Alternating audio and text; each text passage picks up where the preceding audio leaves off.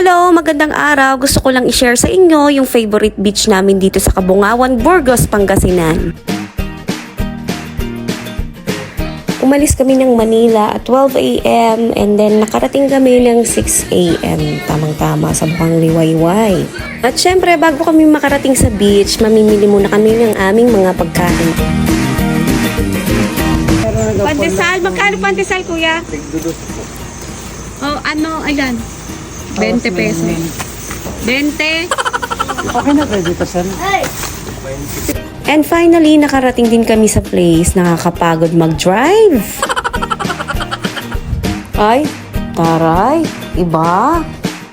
Let's go. Pupunta muna kami sa Deadpool.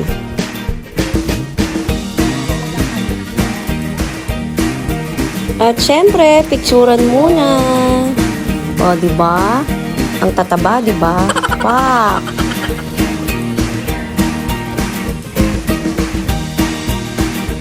Daming aura. Tara na! Let's go!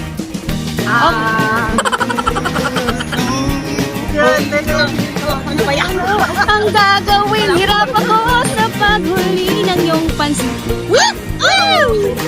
Eto namang si Jess napapagod na. Wala pa kami sa kalahati. Ayan na. Hindi na siya sasama. Pagod na. Okay, papunta na po kami sa Deadpool. Yan po yung dadaanan Siyempre, namin. napagod na ang aming senyor. Hindi na namin siya kasama.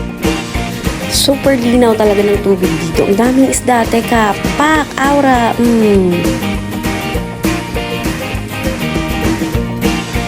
Ito na talaga yung pinaka-challenging part kung papunta sa Deadpool.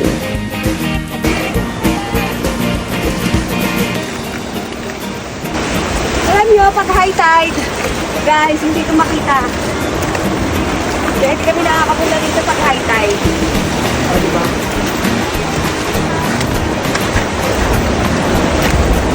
Kaya dapat, nakapit-kapit lang. Alam mo yun?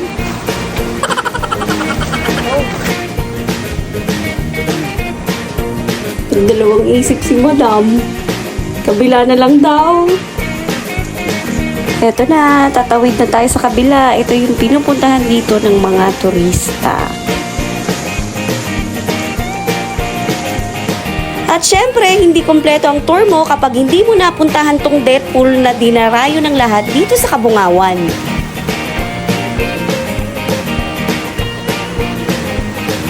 Ipinatawag ko kayong lahat! Tumatawag si Ting. Ay, ako palang tawag. Eto nga pala yung mini cave dito. Hindi na ako nag-try kasi ang lalim.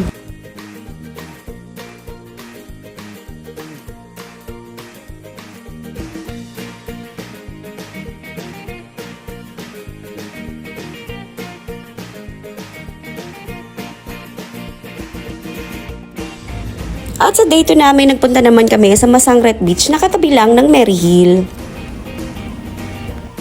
Siyempre, mamimili kami ulit ng aming food bago kami magpunta sa place. At eto na, papasok na kami. Hi ate, dalawang sasakyan na po. Salamat. Medyo rough road nga pala dito guys ang kalsada, kaya ingat. Nag-rent nga pala kami ng cottage dito sa halagang 700 pesos. Pwede kayong magluto at mag-ihaw na rin. At pagkatapos namin kumain, bumaba na kami para mag-swimming. At dahan-dahan lang kami sa aming pagbaba kasi puro bato ang aming madadaanan. Ano Jazz, kaya pa?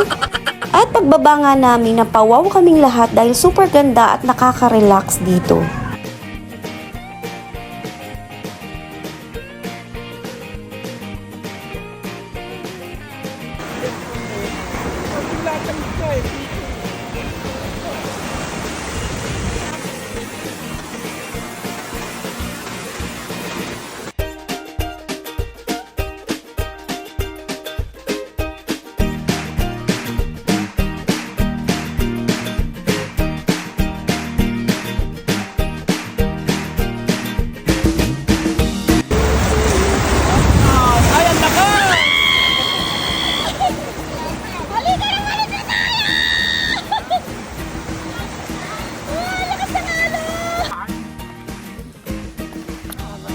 Kanina pa ako nagbibideo. Nung nag-aaral ako. Hindi ko pala napindot. Hindi naman kaya